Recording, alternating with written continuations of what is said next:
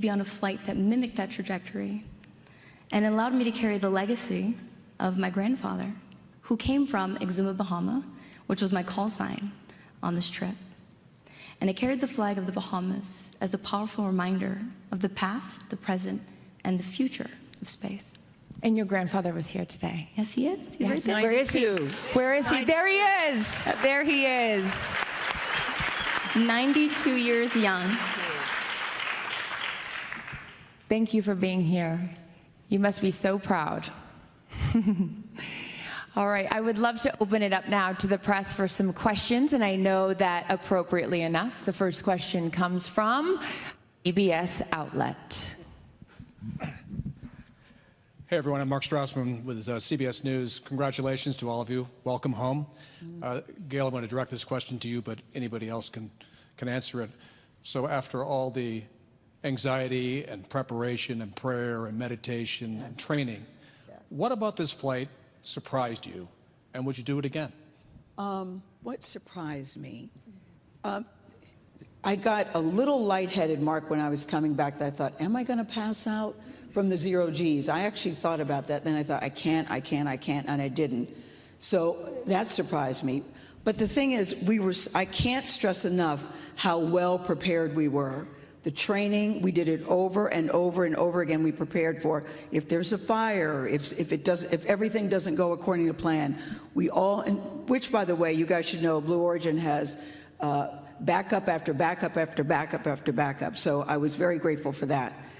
But we were so well trained and so well prepared. I wasn't really surprised by anything. We were all expecting the noises that we heard. We were all expecting a little bit of a vibration when the parachutes deployed and they yanked you back up and brought you back down. So we were very, very, very well prepared. So that wasn't what got to me. What got to me was how calm I felt, because I really was, I can't stress enough, guys, how terrified I was. But it was so calming to me, and it was so peaceful.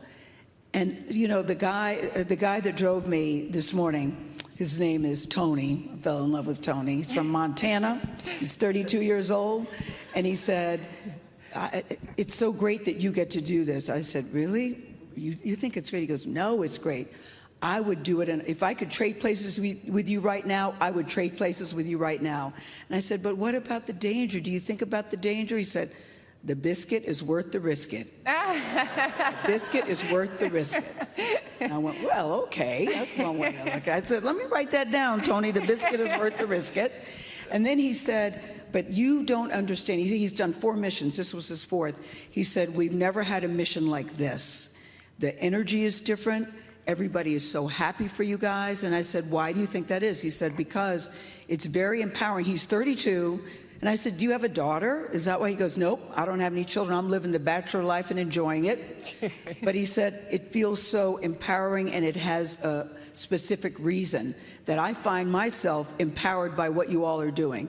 Says this 32-year-old young white guy to me. Yeah. And I was so blown away by that, his sincerity of that, and what this meant to him. So I think, Mark, I'm taken aback by the number of people that have been encouraged and inspired by what we're doing. You know, I've heard people say, oh, okay, you guys are going up on an 11-minute ride, which, by the way, I resent the word ride.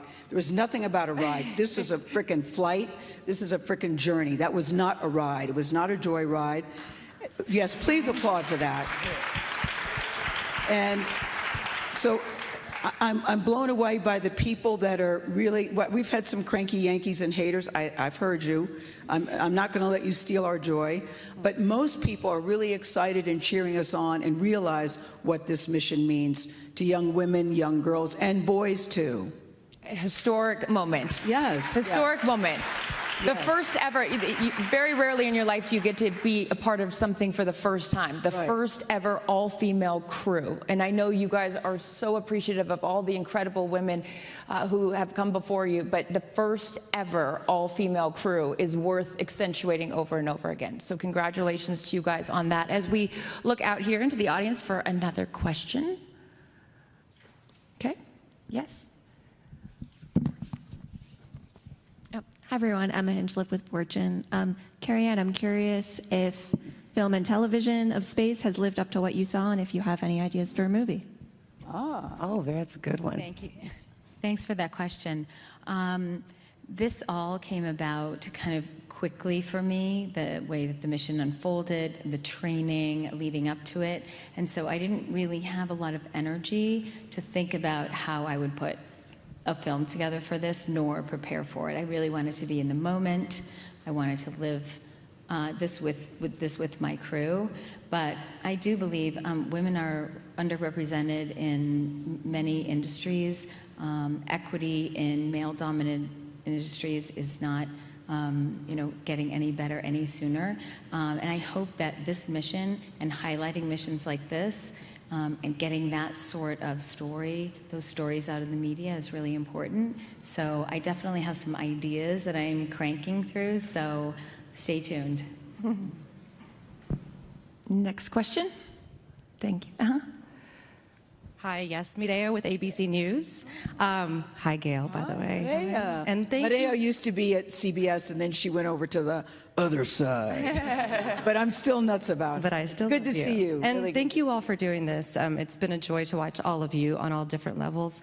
You all mentioned after coming out of the capsule that there was this moment of connection, not just with each other, but with the earth and maybe a higher being even. Katy, my question is for you. How are you hoping that this moment affects change for other people moving forward? I hope they can see the unity that we modeled and replicate that and understand that we weren't just taking up space, we were making space for the future. And for me, like Gayle said, this wasn't a ride. It wasn't a destination. It was a journey, and it was a supernatural one. And my journey has always been about love and belonging. And I think that we have all felt that sometimes we weren't worthy or we didn't belong in certain ways, no matter all the accolades, no matter all the studying, no matter anything. And I think today we all said it, like, we belong here. Mm-hmm. This is where we belong, and we feel very sure of that. So I think that you'll never know the amount of love that you have inside of you to give and to receive until the day you launch, because you're leaving all the love behind, and you're surrendering, and you're hoping that you get another chance to love them again. And so when you come back down, you're like, oh, I get another chance, and I'm going to do it. Oh my God, now I'm crying. Okay, very well said. Very well said. It's beautiful. Next question. Hi there, Ed Lavandera with CNN. Glad to see you guys all safely back on the ground. Us too, Ed.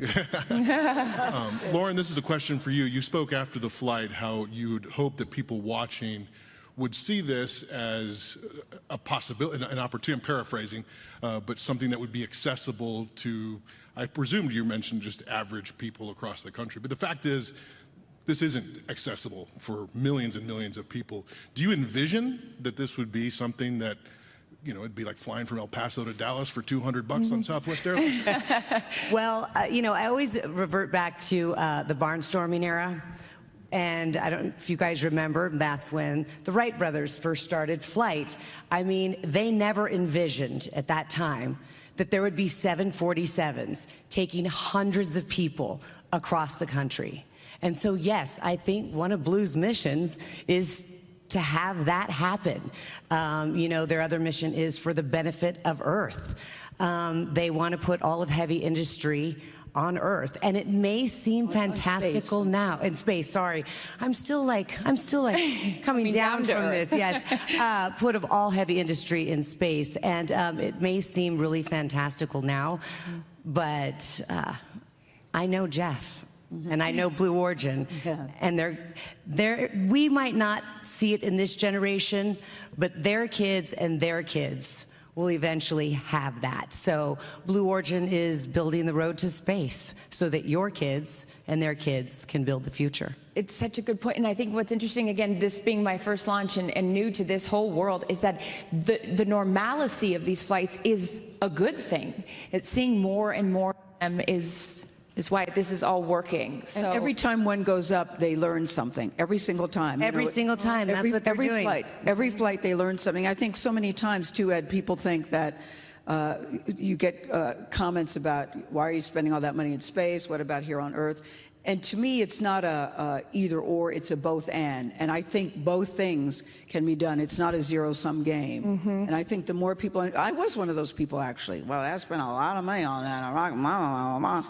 And then you get involved and you start listening and you start learning and you start seeing what goes into doing this and what comes out of it.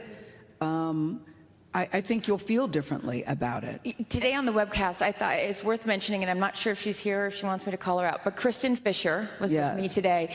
Both her parents are astronauts. There she is. Her mother was the first mother in space, right there. Her mother, Kristen, was 15 months old, and her mom went up in 1984, and Kristen was only 15 months old. And everyone said, you're crazy for leaving your 15-month-old baby back here. And that was in 1984. And think now we sit here, as we just witnessed, the 11th human flight on Blue Origin, and we have mothers, and we have a grandmother that went to space. So seeing the frequency in which this is happening speaks to, I think, again, I'm new here, so I'm not trying to be the expert. Just observation as now a fan, because I would encourage anyone that has never been here, like me, prior to today, come here and see what they're doing. It is awe-inspiring, and it's motivating, and it makes me emotional. But I do think it's tough, though, when you talk about mothers. I mean, I'm a grandmother, because in the back of your mind, you know there's a risk, Clarissa. You do know that. And I, at one point, had started writing a letter to favorite son, Will, and favorite daughter, Kirby, and Oprah. Those are my 3 kitchen cabinet. And I was going to leave it on my kitchen counter, saying, you know, many things that I wanted to say. And then I started writing, I don't even want to put that in the universe. I don't want to put that in the universe. I want to go in this thinking that I'm going to return with all my body parts, and that I can do everything that I said I wanted to do. But you can't help on some level think about it. Sure. And I'm not a risk taker, but I do believe when a mission is this big and you're working with the company that you know, I mean, I can't tell you how safe I felt with these people here. When you know that I think this flight, I guess what I'm trying to say, is so much bigger than us sitting on this stage. We all know that. This is great and wonderful, but we all know it's so much bigger than what we just did today, and bigger than all of us. And going back out in the world outside of here and telling everybody your story. You guys are all storytellers. In the audience, I know we have another question. Hi, this is Brian from People. I'll stand up. Sorry. This is Brian from People Magazine. I just want to congratulate you all, and it was such an honor to watch. Gayle, you spoke a little bit about this before, and you kind of mentioned it again, but I was wondering, you know, we've seen some chatter online, if you could respond to, like, you know, the criticism that you have seen about, you know, the flight. Yeah, thank you. Well, this is what I feel, Brian. I feel anybody that's criticizing doesn't really understand what is happening here. And we've all heard it, and we were even all talking about that. And I hope that they will do a deep dive into what this represents. We can all speak to the response we're getting from young women, from young girls, about what this represents. So, you know, I made reference to it being a ride. This is really a lot of work, what went into getting us up and getting us down. Thousands Lauren, and thousands. You should pick up well, on this. I'll take it a little bit.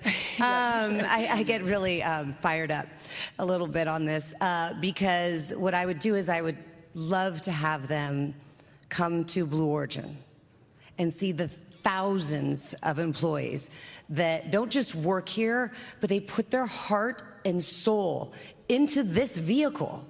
And, you know, rocket scientists, engineers, you know, all kinds of people. They love their work and they love the mission. And it's a big deal for them. So when we hear comments like that, I just say, trust me, come with me, I'll show you what this is about. Yep. And it's really eye-opening. You know, even when I see the rockets, I've seen it, you know, a bunch of times. And when I saw the rocket that we were gonna fly on, we were all there. I took a step back and I was like, wow. I can't imagine all the work that went into this one rocket to send all of us ladies into space. Yeah, and by the way, thank you to everyone at Blue for that, because it was That was a moment. We all kind of just took a deep breath. Oh, that was a scary moment. I was a wow, like, God, that thing is big. She's pretty, but she's big. But I would go back to Brian, too. People think it's an either-or situation. You know, you should hear Aisha's story. She's told that you're dreaming too big, you need to dream smaller when she said she wanted to be an astronaut. Amanda is a sexual assault survivor who had to choose between pursuing justice or going into a space program, and now they're both sitting here. I mean, you look at these, I don't have to tell your story. You should say, no, Aisha, you should say when people say I want to the tap criticism. in here, Brian, because I wish those who were criticizing the mission could read the messages in my inbox. There you go. When I decided that I was going to pursue aerospace engineering, it was after my high school guidance counselor told me that I should pursue cosmetology because she did not think that I would be suited for this field. I went from pre-algebra in community college to 2 degrees in aerospace engineering to working for NASA to being able to sit on the stage and say it is bigger than the criticism. She's a rocket scientist, just saying. I am seeing boys and girls around the world say, I am inspired, and I see myself in this crew. We all are no stranger to watching Star Trek, and what did they have? They had artists, they had musicians, they had journalists. They had all people on the crew because we need all of us. And when I look at this stage, and I'm sitting with these incredible women, we advance science today. More people are going to be able to do meaningful research with Blue Origin because we collected data. And it wasn't just plant biology. We studied human physiology. We contributed to the knowledge base of what people know about women. We flight qualified hardware so that more people could use our hardware to fly. It is bigger than the criticism. We are inspiring the world right now. Any other questions, Brian? Or Brian was like, yeah, it's actually the person next to me's question. I just asked it, so. Brian, I'm a People magazine subscriber. We hear your question. We hear your question. I also want to point out that we had a female crew member 7 who did Sarah. Yes. Where is Sarah? You had 2 crew member 7s, yeah. exhaustedly and wonderfully and Patiently. patiently Very patient. trained us and prepared us for every possible situation. We also had a lead capsule communications person. She was amazing as well. And so I think Jeff is also, you know, working toward equity in the workplace. And that is also a good message here too. Next question. Hi, all. My name is Samuel Maude from Elle. It's good to see you all again, and thank you so much for doing that beautiful cover for us. We're really so happy with how it turned out. My question is for Katy, and you mentioned that you sang What a Wonderful World up in the capsule, and I wanted to hear from you if you knew you were going to sing that song before and why you picked that song. Well, I don't know if any other pop stars have been to space, but I thought I wasn't sure if I was going to sing or if I wasn't, because I just wanted to honor my fellow astronauts and just, you know, hold the space in space. But I did come around to just singing a little bit of What a Wonderful World. And I didn't pick one of my songs because, again, it's not about me. It's about the collective, and it's about the view that we get to see, that we're humbled by, and how wonderful our world is. And so I just thought that was very apropos. And I was singing that song years ago and had no idea I'd take a little snippet of it. What did you all start thinking when she started singing that? Were you just like, oh my gosh? It was great, Carissa, because we'd been asking during every rehearsal, Sam, this is why this is such a good question. During every rehearsal, we said, Katy, you got to sing something. You have to. We were begging her. Firework or roar to the moon and the stars? You got to sing something. She goes, actually, I don't. She did tell us that. We were like, what? She said, actually, I don't. So when she started singing, weren't you guys all surprised when she started singing? I stopped talking. Yes, Just listen. Well, and I can say this as your friend, that takes a lot. And I love you. That's true. I love you so much, I can say that. So you definitely left a mark.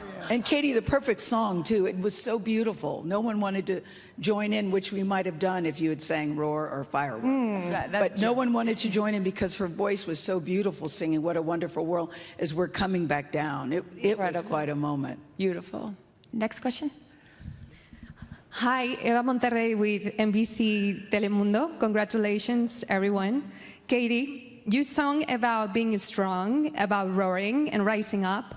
But during liftoff, with the rockets shaking beneath you, did you feel that powerful, or did you feel overwhelmed or fearful? And if you would like your daughter to go to space? Oh, a good one. Since Daisy's been 3, she's always been like, Mommy, I want to touch the moon. And after we got back, I got to give her a big hug just now. And then she just looks at me, she goes, what are we doing today, Mom? I was like, you can have your iPad.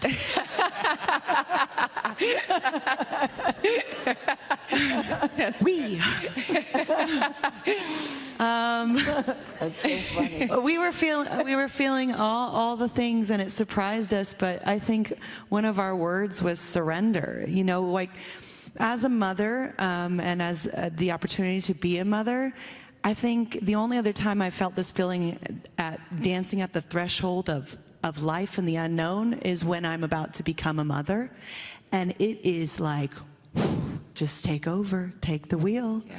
I just got to let go and just know that you have the best in mind for me. And so, yeah, 10 out of 10 review. Daisy, go to space. Next question. That's it?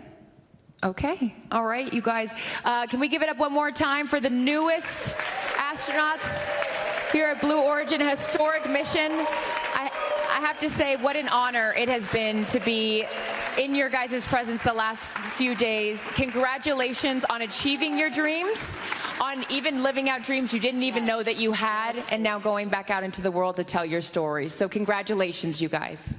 Thank you, Carissa. Thank you. We're going to let the newest astronauts exit to the left here, or our stage left. I'm going to ask again that the press just stay seated for a minute, and friends and family can make their way out that door right there. Thank you guys so much. Enjoy the rest of your day.